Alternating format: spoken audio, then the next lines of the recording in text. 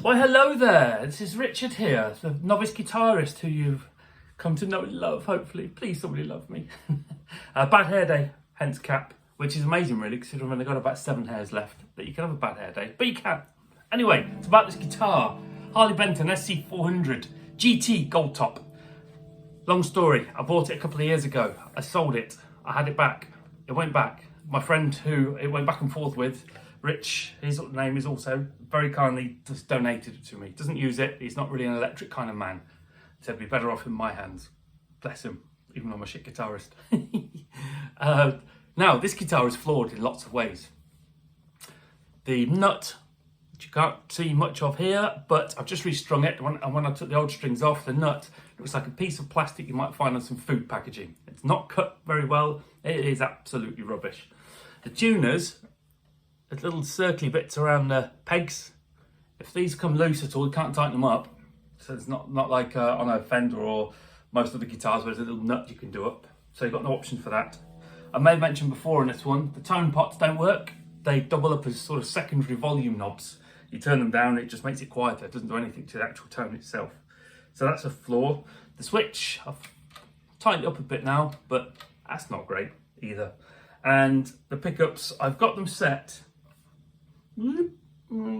Can't see very well there, that's because the cable is stuck underneath something.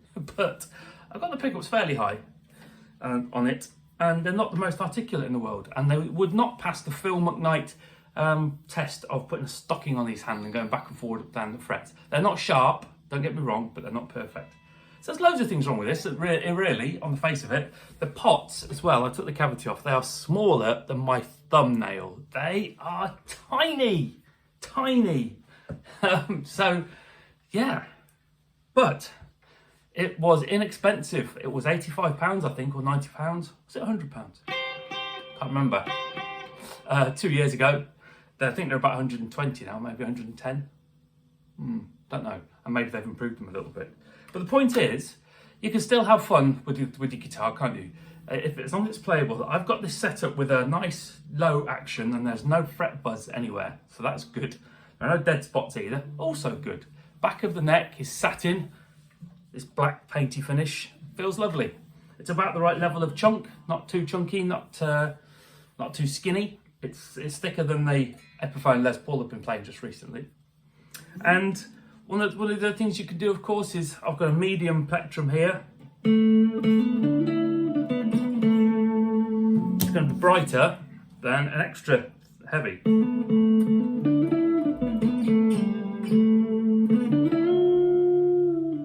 So aside from doing anything on your amp, of course, you can just change your pick around, can't you? So if you're a beginner like me and you're watching this, having said that, I have 95 guitars, although still I'm a beginner.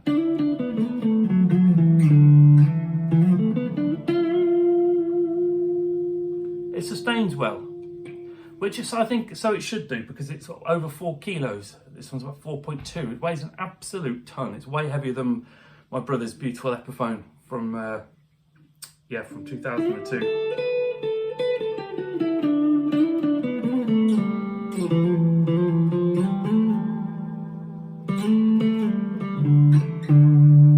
I think the point is, or one of the points of this, is that on that Epiphone, and certainly on Savannah, God rest her soul, bless her, my old PRS, which I loved and arguably should have kept, but that's another story.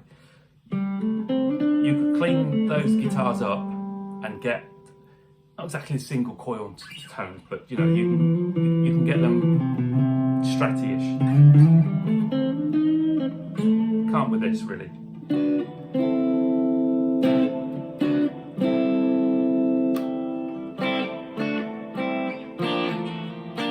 So you have to play to your strengths, don't you? You have to go, right, what is the guitar? What is it for?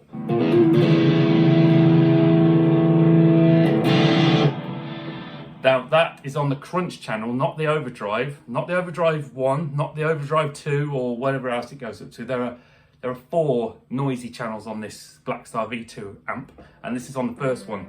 And the actual gain itself is on less than 3/4 as well.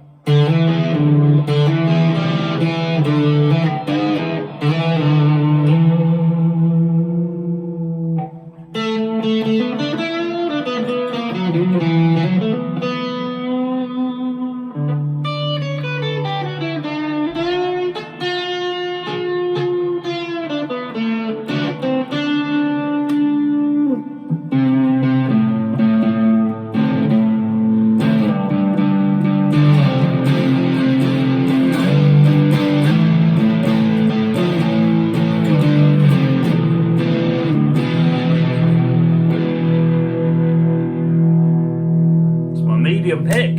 Let's get a heavy, fat pick.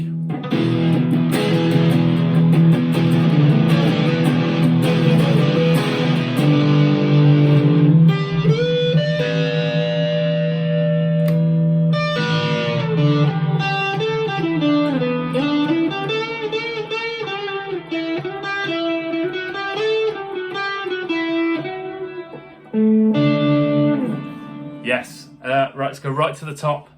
All of the gain.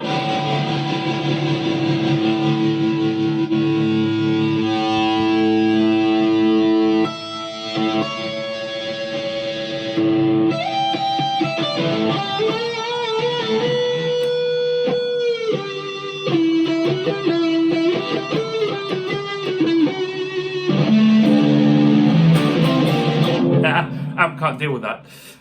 But yes, so my point really for this, with this last revisit, was and is, with any of these really inexpensive guitars, it's very easy to pick fault on them, and I'm certainly good at doing that. And it's also very easy to try and make your guitar, whatever it is, be a catch-all, do everything guitar. And some guitars can, but I think,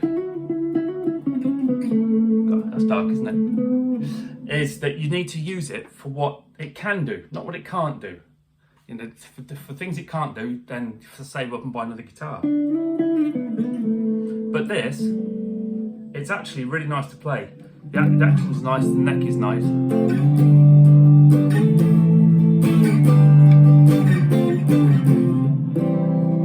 The action's really nice. I've got 10 gauge strings on it now, only ball slinkies, which feel a lot better, and I'm giving it a bit of extra life.